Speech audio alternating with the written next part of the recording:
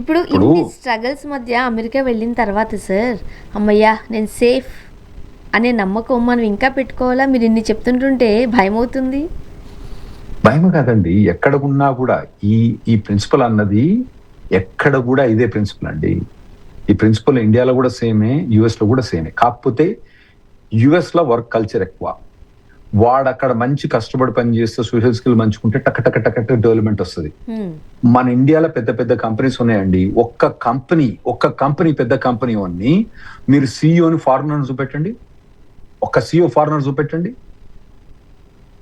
So talent కు USA వత్తు పలుకుతుంది, talent కు ప్రమోషన్ ఇస్తుంది.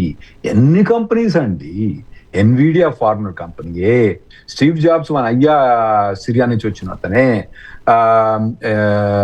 Tesla founder CEO south Africa నుంచి వచ్చిన అతనే, గూగుల్ సిఇఓ సుందర్ పిచ్చే తమిళ అతనే, Microsoft CEO biggest company in the entire world, top one of the biggest company in the entire world, మన హైదరాబాద్ అతనే.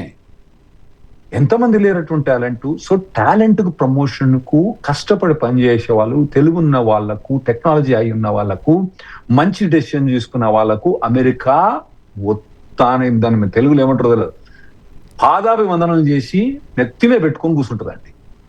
కాకపోతే మీరు కనుక పని చేయకపోతే ఆ నెత్తి నుంచి తీసి టక్కున తీసి కింద పడేసుకుంటేస్తారు. రెడీగా ఏం చూడరు వాళ్ళు, ఏం సెంటిమెంట్ ఉంటుంది వాళ్ళకు. నువ్వు పెర్ఫార్మ్ చేస్తావా, మంచుకుంటావా, నిన్ను తీసుకుపోయి నెత్తి మీద పెట్టి కూర్చోలేదా సుందరపిచ్చా? అతను కంపెనీ ఫామ్ చేసిండా అండి? టెస్లా మాదిరి, ఎన్విడియా మాదిరి కంపెనీ ఫామ్ చేసిండా? చేయలేదు కదా. అతను టాలెంట్ పెట్టి అక్కడికి పోయింది కదా. మన సత్యానాథలో ఉన్నాడు కదా, హైదరాబాద్ పబ్లిక్ స్కూల్ అతను పోలేదా? ఎక్కడ పోలేదు? పోతారు. టాలెంట్ బట్టి వాళ్ళ యొక్క ఎబిలిటీని బట్టి అక్కడ ఎక్కడికైనా పోతారు. స్కిల్స్ ని డెవలప్ చేసుకుంటే ఆడ ఏం డిస్క్రిమినేషన్ లేదు.